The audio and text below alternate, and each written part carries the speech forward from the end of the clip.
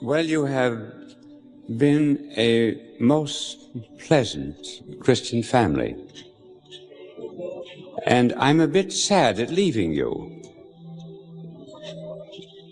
You know, there are all kinds of stories about good news and bad news. Did you ever hear about the doctor who came to a patient in the hospital and said, "I'm awfully sorry, but I shall have to take off your leg"?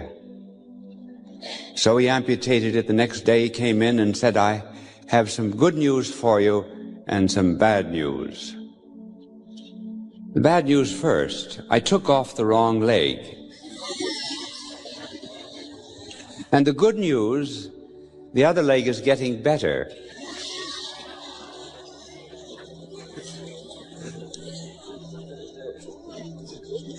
There were three drunken men who came into the Hotel New Yorker,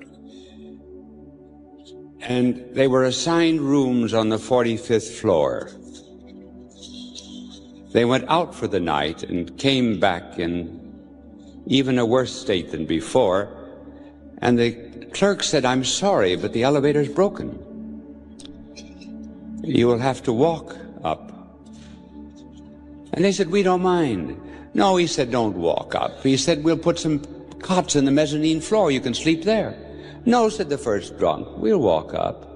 He said, "For the first 15 floors, I will sing." And the second said, "And for the next 15, I will tell funny stories." And the third said, "And for the last 15, I will tell sad stories." They started up for the first 15 floors songs. Next 15 floors, funny stories. And they said to the third man, "All right, begin your sad story." He said, "I forgot the key."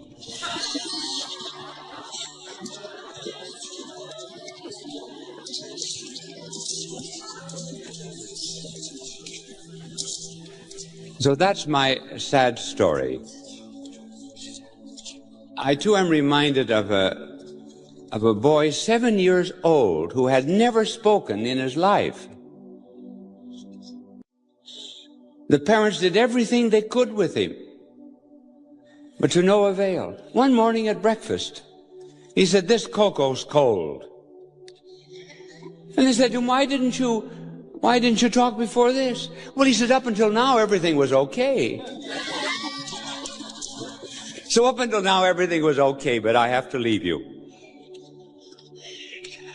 I am going to talk to you today about our Blessed Mother. And I shall begin by telling you about Lourdes. I will come back to Lourdes again. Lourdes is a town in the southern part of France, where the Blessed Mother appeared in the last century. I have been to Lourdes 30 times. I shall never forget the first visit I made to Our Lady in Lourdes. I was then a pre-student at the university in Belgium, and I had just enough money to go to Lourdes, which is the southern part of France. So it was about a 24-hour ride on the train. But I did not have enough money to live on once I got there, nor enough to pay a hotel. I asked my brother, who was a medical student at the university, if he had any money, but he was a typical university student too. He had no money. And I said, "Well, if I have faith enough to go to Lourdes to celebrate the 5th anniversary of my ordination, it's up to the Blessed Mother to get me out." So I arrived in Lourdes broke. I decided that if the Blessed Mother was going to pay a hotel bill, she could just as well pay a big one as a little one. When you ask for miracles, you must never be a piker. And I went to the best hotel in Lourdes. By our standards, it would be a 5th or 6th rate hotel. And I decided to stay for 9 days, make a novena of prayer.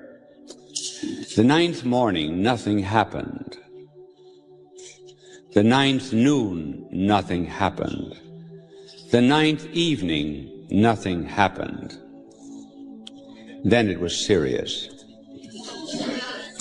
I thought I would give the Blessed Mother another chance. So I went down to her grotto about 10:30 at night, and while I was kneeling there, a portly gentleman tapped me on the shoulder. "Are you an American priest?" "Yes." "Do you speak French?" "Yes." "Do you know Paris?" "Yes." "Will you come with me and my family tomorrow to Paris and talk French for us and show us about the city?" He walked